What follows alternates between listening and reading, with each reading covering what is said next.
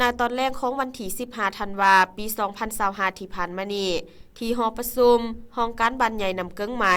ได้จัดพิธีปิดสุดฝึกอบรมทฤษฎีการเมืองโครงการ10วันให้เลขาพรรคบ้านและนายบ้านกลุ่มนำเกิ้งใหม่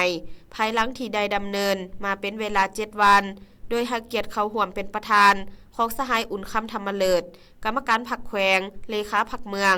มีสหายปริญญาเอกนางคำภูทองวิจิตรราศี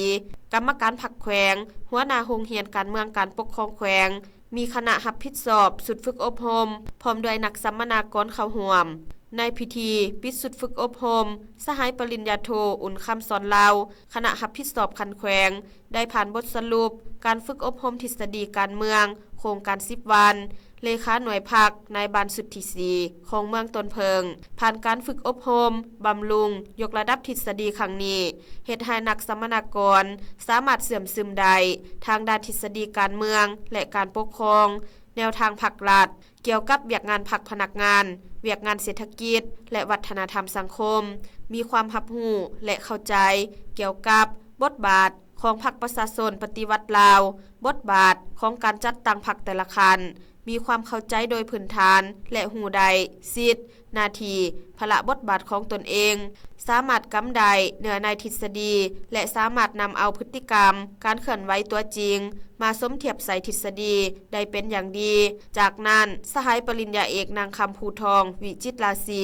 กรรมการพรรคแขวงหัวหน้าโรงเรียนการเมืองการปกครองแขวงได้ให้เกียรติมอบใบยังยืนให้แก่นักสัมมนากรที่เข้าร่วมฝึกอบรมในครั้งนี้ทั้งหมด51สหายหญิง11สหายในขณะเดียวกันท่านได้เรียกร้องมายังนักสัมมนากรหมดทุกสหายต้องเป็นเจ้าการในการพันขยายถ่ายทอดความรู้ที่ได้ฝึกอบรมมาเข้าสู่พฤติกรรมตัวจริงให้มีการหันเปลี่ยนปรับปรุงไปในทางที่ดีกว่าเก่า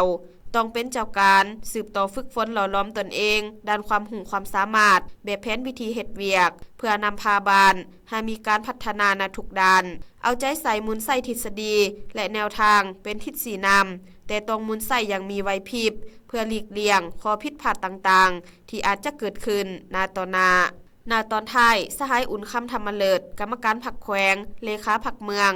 ก็ได้มีบางคำเห็นโอลมก่อนอื่นท่านได้กล่าวแสดงความสมเสยมายังนักวิทยากรจากแขวงเมืองและนักสัมมนากรทุกสหายที่ได้เสียสละเวลา